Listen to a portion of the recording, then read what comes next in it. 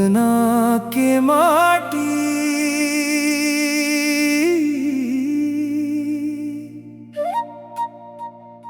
बचपन के वो दिन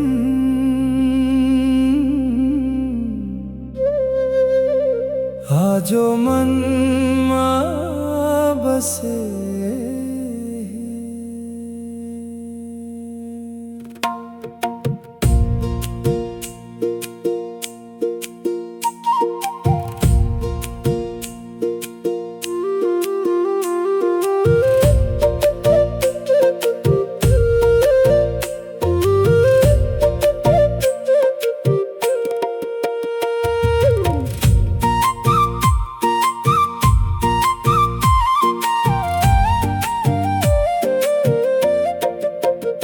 अंगना में खेलत कूदत मोर कारी बछिया छूट गे रे।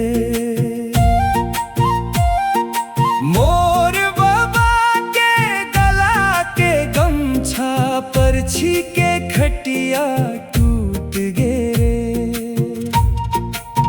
छूट गे मोर टंगिया धरैया बंभूर पेड़ मदतून कटैया।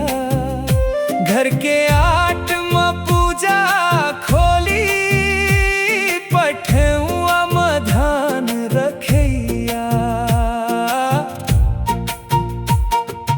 उठे बिहनिया बिना अलार्म अंगना में चहके गौरैया।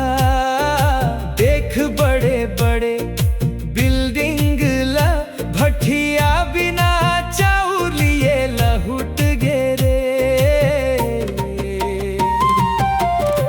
अंगना में खेलत कूदत मोर कारी बछिया छूट गे रे।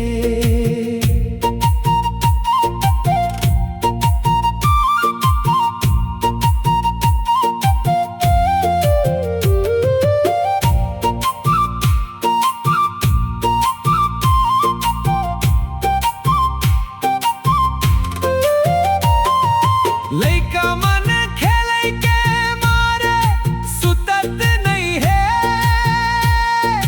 नानी के बात लएको कन सुनत नहीं है। तरिया तीर में बर पेड़ के डारा परेशान हो गे जब जम्मो पारा। अब कहाँ ओ दिन ला पावे सब लइका मोबाइल में झपा गे। अमरैया के कच्चा आमा बिना पखना के टूट गे रे। अंगना में खेलत कूदत मोर कारी बछिया छूट गे रे।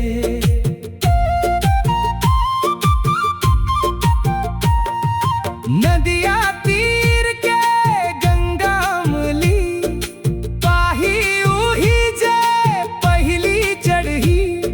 लस लस ले करत है बोहार के डारा जे पल नहीं आए कभू दोबारा।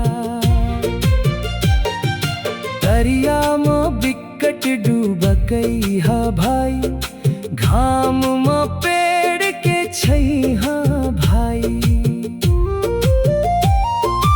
आजकल के पपकार न खवैया कहाँ जाने ही चना बूट लरे।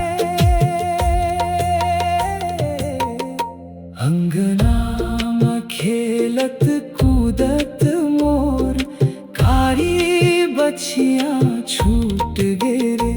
अंगना में खेलत कूदत मोर कारी बछिया छूट गे रे। मोर बाबा के गला के गमछा परछी के खटिया टूट गे रे।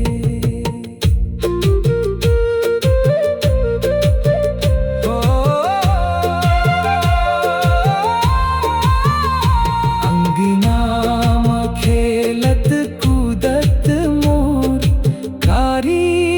छी